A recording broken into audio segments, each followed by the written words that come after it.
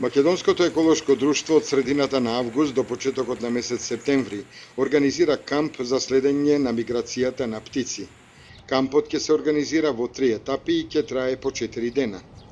За сите кои ќе се пријават, Македонското еколошко друштво ќе обезбеди сместување, теренски појадок, ручек и вечера, како и транспорт. Датумите за реализација на кампот се од 12 до 15 август на Илинска планина, од 24 до 27 август исто така на Илинска планина и од 9 до 12 септември во Дојран.